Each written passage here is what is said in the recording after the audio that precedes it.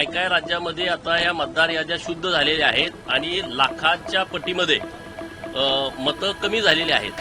हे जे घुसखोर बांगलादेशी आहेत, रोहिंग्या आहेत किंवा अन्य काही घुसखोर आहेत, हे मतदार यादीत येणं हे आपल्या लोकशाहीसाठी सुद्धा घातक आहे। मतदार याद्यांचं शुद्धीकरण झालं पाहिजे। मतदार याद्यामध्ये दुबार मतदार, मयत मतदार, स्थलांतरित मतदार आणि बोगस मतदार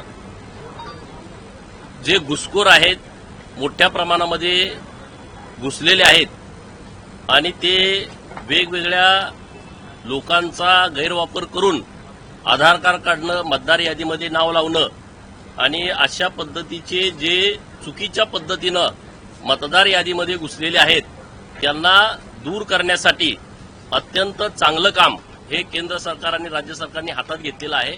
आज प्रशिक्षण आहे, तर सर्व कार्यकर्त्यांना याच्याविषयीची सविस्तर माहिती व्हावी असा प्रयत्न भाजपचा आहे। आपण सर सातत्याने बांगलादेशींचा मोठ्या प्रमाणात समावेश झाल्याचा आरोपही आपण केला नाही, ही परिस्थिती खरी आहे। काय काय राज्यामध्ये आता या मतदार याद्या शुद्ध झालेल्या आहेत आणि लाखाच्या पटीमध्ये मतं कमी झालेली आहेत।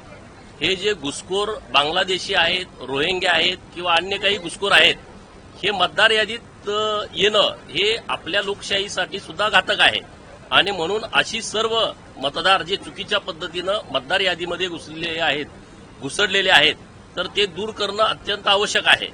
मयत मतदार 30-30 वर्ष तीच नावं यादीमध्ये आहेत किंवा दुबार मतदार, काही बाहेरच्या राज्यात पण मतदार आहे, परत इथं पण मतदान आहे, इथं मतदान करतात, परत बाहेर जातात।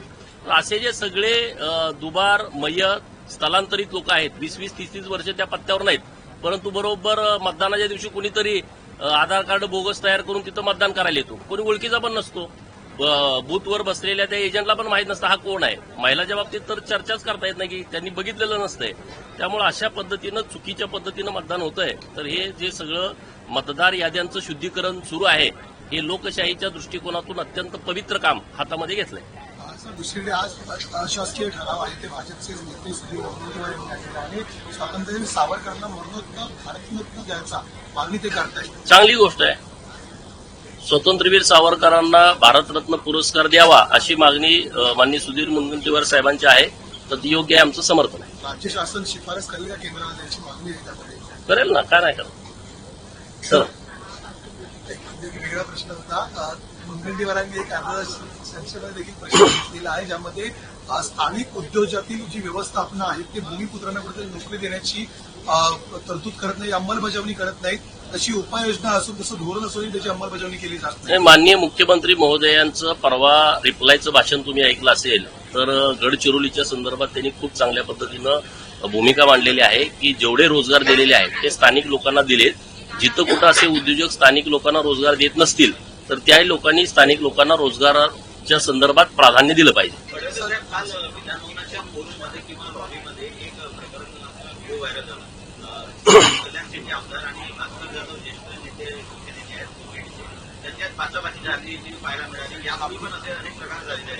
मी काय बघितलं नाही।